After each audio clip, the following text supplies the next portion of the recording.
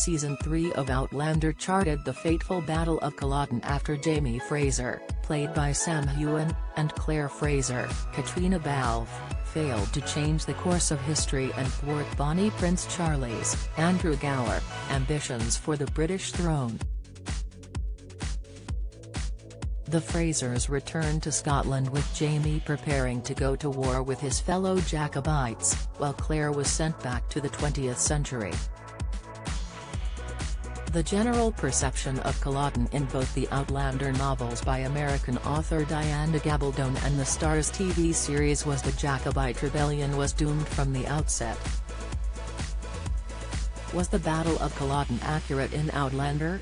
However, Professor Pittock has said this view of the Jacobite cause is an outdated one. The academic said, "What I would say is that I'm aware there's a negative depiction of Charles Edward Stuart and the Jacobites in Outlander." He went on to say, "A lot of criticism that's come Outlander's way is because there is a view that the Jacobite cause is doomed and ultimately it's a dead end, and that's regarded by historians of the period as a bit of an old-fashioned view. The idea that Charles Edward Stuart and the Jacobite leadership are deceiving honest, decent Scots like Jamie Fraser or whoever to follow them is a very old-fashioned view." Why was Season 6 of Outlander so short? Outlander Season 6 wrapped in June, but some fans of the Starz series are curious to know why the current outing was so short. Express.co.uk has the lowdown. "It's kind of the view which was popular 60 or 70 years ago but isn't really held to now, so I think that's the issue." Professor Pittock also said of the portrayal, "Outlander's actual interest in the Jacobite cause as a cause isn't a positive one. Jacobitism isn't depicted positively, and I think there are a lot of things there that Jacobite historians would take issue with while recognizing it's been good for the profile of Jacobitism generally." Professor Pittock said the modern take on Jacobitism and Culloden was more positive, and the cause's leadership was ultimately derived from British propaganda during the era.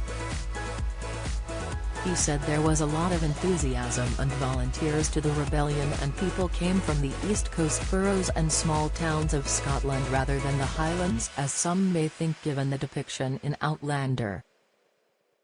Professor Pittock explained, "So, really we're looking at a political movement which didn't succeed, and therefore people can say political movements that didn't succeed are doomed to fail, but actually had some chance of succeeding.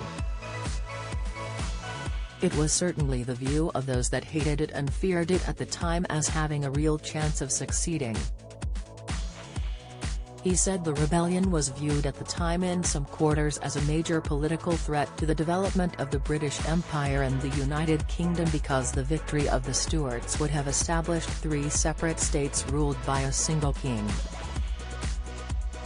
On whether Jacobitism led to the destruction of Highland culture, Professor Pittock said this was a small and partial view, adding this way of life was already in a process of dissolution.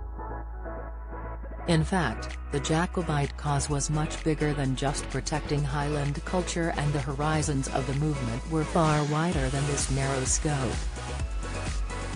Professor Pittock said Outlander also had parallels to the novels of American author William Faulkner, with the notion of the Jacobite South with rebels heading for a fresh start in the New World after Culloden.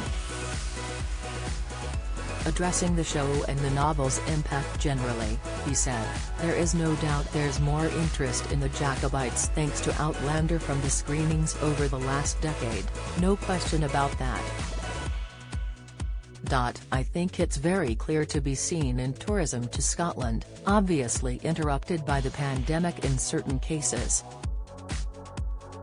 He added, "So, yes, it's had an impact in terms of tourism, in terms of the Jacobite period, and both those things are positive."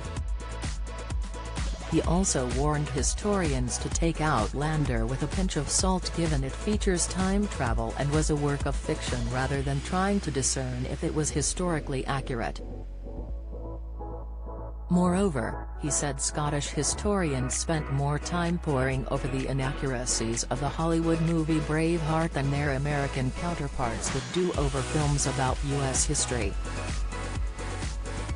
Outlander Season 7 will air later this year and Seasons 1 to 6 are streaming on Lionsgate Plus now.